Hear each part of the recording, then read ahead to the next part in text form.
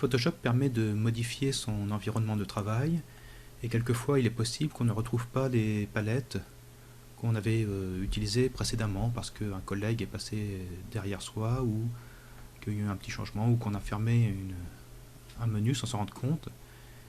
Ici la fenêtre couleur n'apparaît pas, donc pour l'afficher il faut aller chercher dans le menu fenêtre, couleur, et voilà la fenêtre qui vient se mettre ici.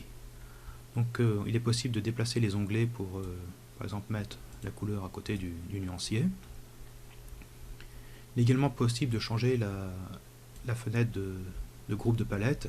C'est pas très recommandé parce qu'il vaut mieux travailler toujours avec les palettes configurées de la même façon, c'est beaucoup plus rapide et plus simple à retrouver. On peut même dissocier la palette et la mettre quelque part sur l'espace de travail, ou carrément créer une deuxième colonne pour mettre cette palette des couleurs. On peut également réduire cette palette des couleurs, à ce moment-là elle devient toute petite et on l'affiche uniquement au moment où on en a besoin.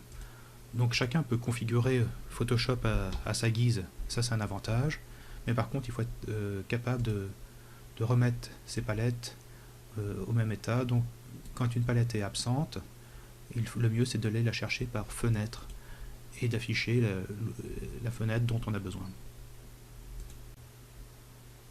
Lorsque vous commencez à travailler avec Photoshop sur un nouveau document, essayez d'anticiper quelle sera la destination finale de votre document. Est-ce qu'il sera destiné au web? Est-ce qu'il sera destiné à être imprimé sur votre propre imprimante de bureau pour être affiché dans un rapport? Ou est-ce qu'il sera destiné à être publié dans un magazine? À ce moment-là, il faudra choisir entre une de ces trois résolutions.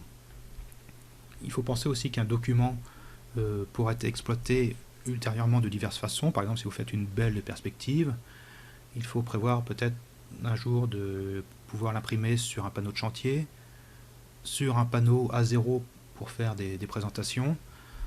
Donc il n'est pas idiot de surpondérer, je dirais, cette qualité. Il faudra choisir entre 72 dpi si vous souhaitez uniquement envoyer votre document sur le web, 150 dpi si vous souhaitez faire une qualité d'impression moyenne mais correcte, les styles d'impression qui sortent par les imprimantes de bureau, et si vous souhaitez une très bonne qualité, une qualité magazine, il faudra régler 300 dpi.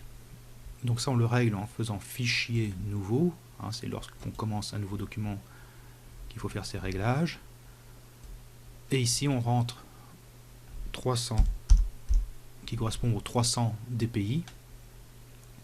dpi ici signifie dot per inch qui correspond au pixel par pouce. Donc ici je rentre 300 pour avoir la qualité optimum et voilà, mon document est prêt pour servir.